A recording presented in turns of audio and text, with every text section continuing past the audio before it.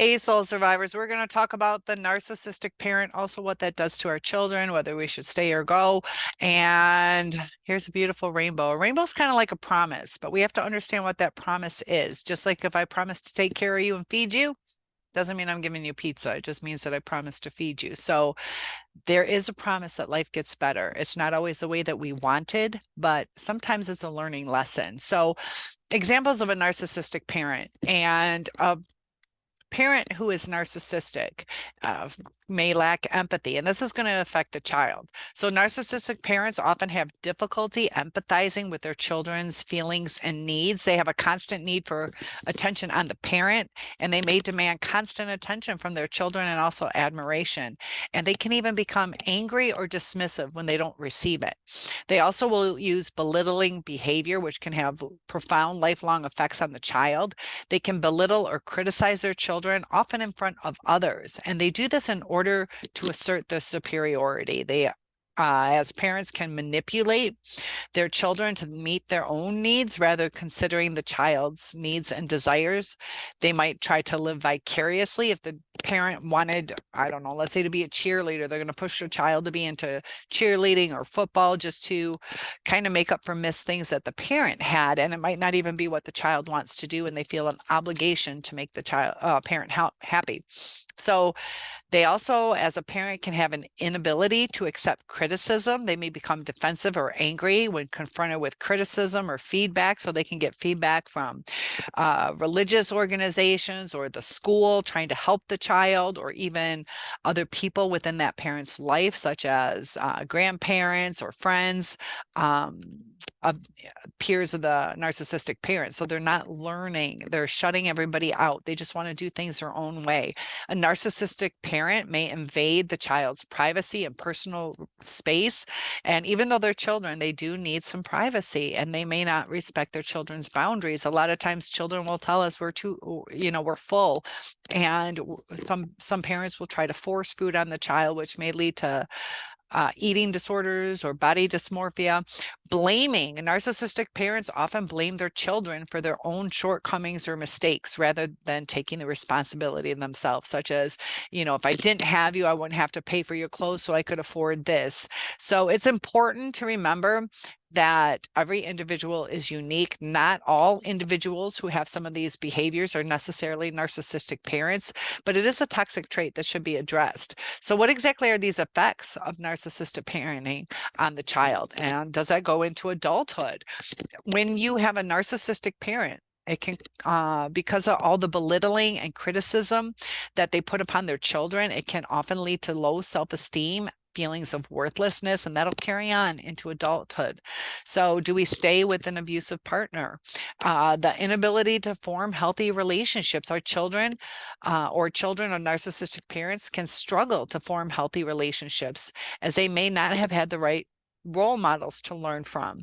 And, is it better to stay or go? Difficulty with boundaries. Children of narcissistic parents may have difficulty setting boundaries, as their parents may have invaded their privacy and personal space. They get used to it. They feel that it's okay to be violated. And emotional regulation problems. When you have a parent that's narcissistic, it can invalidate the children's emotions, dismiss their feelings. And this can lead to emotional regulation problems within adulthood, which is going to carry on into the way that they raise their children, the way they are with their spouse or life mate. Perfectionism. They may feel a pressure to be perfect in order to meet their parents' high expectations. And in adulthood, this can lead to a fear of failure, and constant need for approval can make the person needy. They can also have a lack of trust, since narcissistic parents may have manipulated or betrayed their children. It can lead to difficulty in trust within their adulthood. They can also have emotional detachment. A lot of our narcissists were raised by narcissistic parents, and this can be partially to explain why they have that emotional detachment. Children of narcissistic parents may feel emotionally detached and may have learned to detach from their own emotions in order to cope with their upbringing. So is there narcissism in schools? If the parents aren't good, again, the schools help. The schools really do want to help. I'm a teacher in the public school system, but narcissism at times too can be present in the school, and it can present in social contexts where individuals interact with each other. Hopefully you have a good teacher. A lot of teachers really do try, but a teacher or administrator may demand constant admiration or attention from the students or the staff. Students who constantly seek attention and validation from their peers, and who may belittle or bully others to assert their superiority. So sometimes there's narcissism in the school system between the kids, and it's real hard as a teacher, but we try our best to squash that. But I do see the children that have more trauma are the ones that are acting out, and they pick targets, usually the super nice kids. And it's hard to see, but sometimes too, we're like, was I not good enough? Oftentimes we were the nice person and we were just the ones attacked because we were a target. And the closer you get to them, the more you're going to be at target. So teachers or administrators who prioritize their own needs and agendas over the needs of their students or staff. You see that a lot in school systems. That's why a lot of teachers are leaving the profession. I'm very lucky and blessed with the place I work at, where they do consider the staff and our emotional health, and that trickles down into how we're going to treat the kids in the school system. So a school culture that values competition and individual achievement over collaboration and community is can be toxic to the child. Staff members who have difficulty accepting feedback or criticism, or they may become defensive or dismissive. So a lot of schools try, but there's also some lacking. It's really important to have a good team.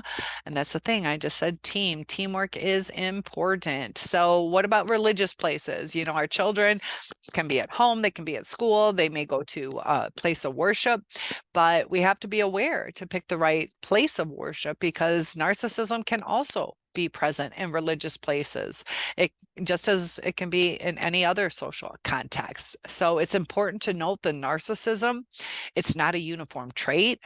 And there's a wide range of narcissistic behaviors and personalities that can manifest in different individuals. You look at Jojo Siwa, in her, even just the dance competition, the stuff that she went through. It's okay to enroll your kid in dance, but, she went through a lot of abuse. And,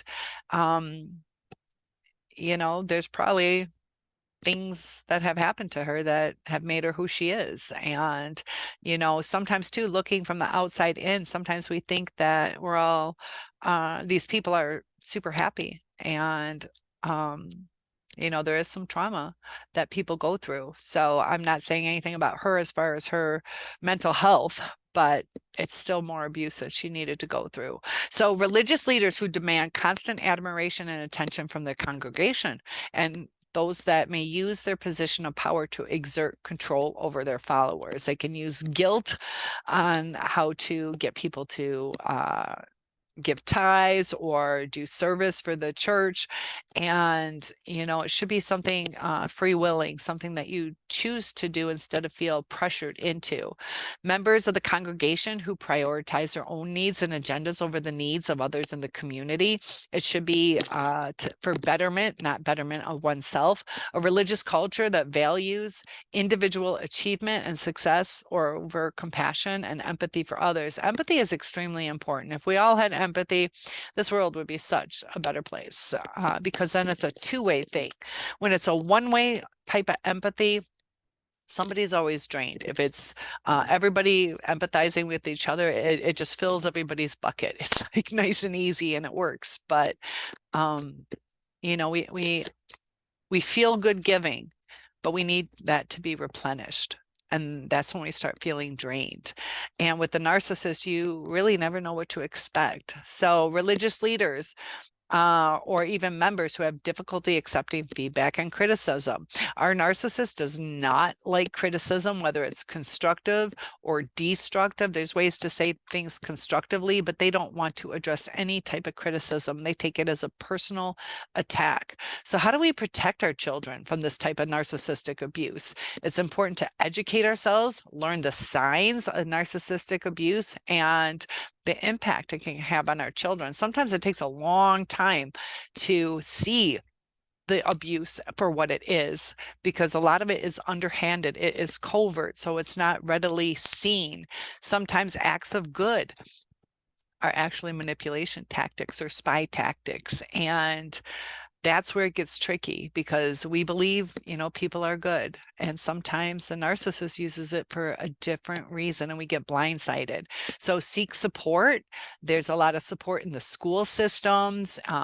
Good religious places do have support. There's also NAMI, N-A-M-I, that is a free service, and maybe your insurance has some help. There's Facebook groups that you can join, but it's important to set boundaries when you're dealing with a narcissistic partner that you're no longer with, but dealing with children.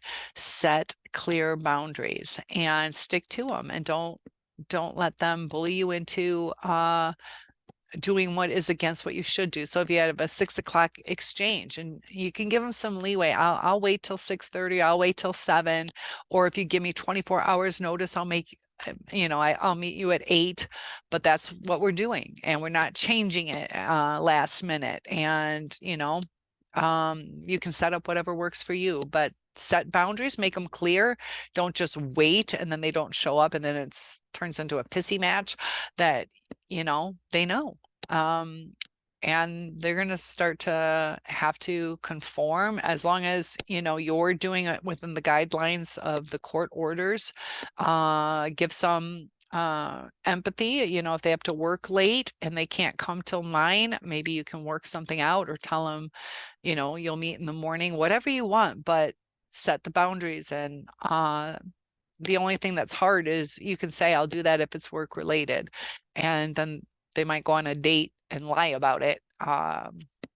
That's where it gets tricky. So foster independence. Encourage your child's independence and autonomy. Help them develop skills and resources that can help them cope and resist abusive behavior. Encourage them to tell others. A lot of kids internalize things. They don't want to tell on parents. Sometimes they feel bullied. Somebody will threaten them. If you tell, then this is going to happen. So they have to know that they're safe to communicate, that they're not going to get in trouble. And there is professional help available to help guide with that. But why is narcissism on the rise? And it's multifaceted, very complex, not one single answer succinctly to tell us. There's many different contributing factors that are causing this increase. But social media, the rise of social media, this has been cited as a potential contributor to the increase in narcissism.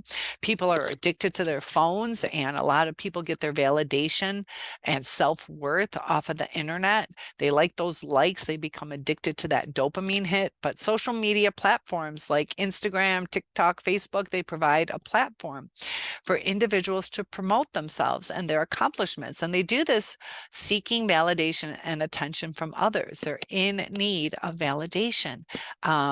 They start craving that attention once they get it, and then they get upset if they don't. So cultural values, some people suggest that the cultural values of individualism, self-promotion may be contributing to the rise of narcissism. Now, in many cultures, success and achievement are highly valued, and individuals who are perceived as successful may be given preferential treatment or admiration. So people are doing that dog-eat-dog mentality where everybody has to get to the top.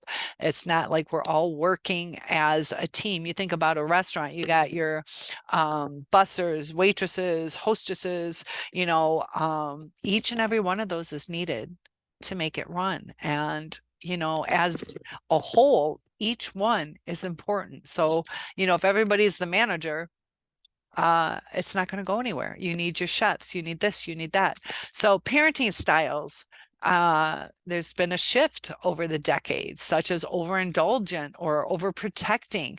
And, we just went through that pandemic, and, you know, uh, also during that time, kids weren't able to explore and express themselves, to learn how to communicate with others.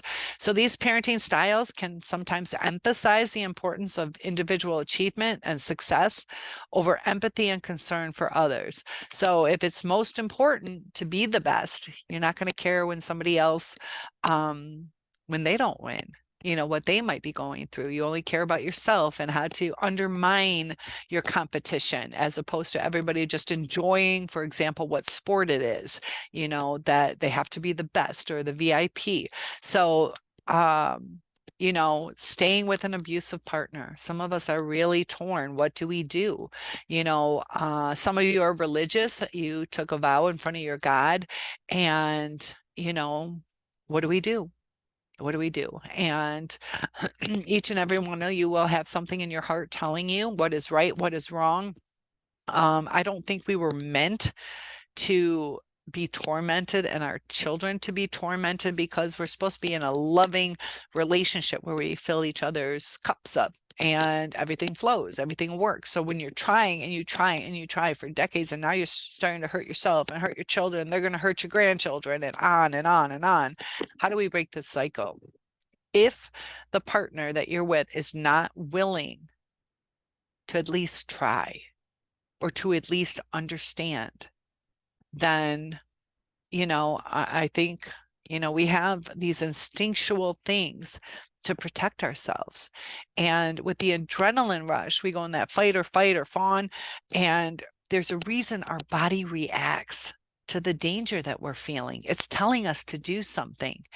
And, children, if you stay with an abusive partner, it can be detrimental to the children and even your own self. So when these children are exposed to ongoing abuse, it affects their adulthood. If one parent is abusive, it's likely that the children are witnessing this, experiencing it. Even sometimes when we think that we're hiding it, they can see our faces, they can feel something's wrong, and we might start lying to our children to cover it up.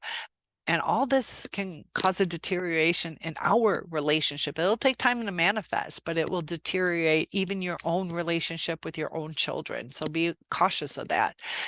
We sometimes think we're doing what's best for them, but we have to look at the big picture and then decide. The abusive partner may target the children. And in some cases, they can do it as a means of controlling or punishing the other parent. And that child is just used as a pawn, and it can take many forms: emotional, physical abuse, or even neglect. And the children might be forced to take sides. If the abusive partner is not held accountable for this kind of behavior, it can create an environment where the children are forced to take sides and choose between the parent. And sometimes they will go to the side of the attacker so they're not attacked. And that's sometimes too why we want to get back to the narcissist, is so we don't feel we're being attacked, but we can walk away. So, it's teaching the children and modeling what unhealthy relationships are. But when you're stuck in it, it starts to become home. So staying with an abusive partner will model it, create a cycle of abuse that may be repeated in their own adult relationships. So we have to think about that. And it's often difficult to figure out, what do we do? Sometimes we want to stay for the children. So if that is your reason for the children, if it's for the children, look at what it's doing to them.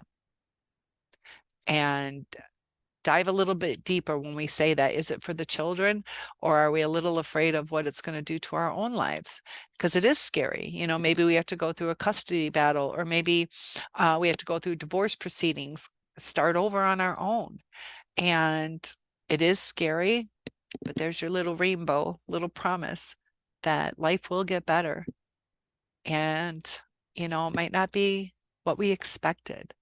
A lot of times it's a blessing in disguise, a learning lesson, and something that will bring more beauty and love to you.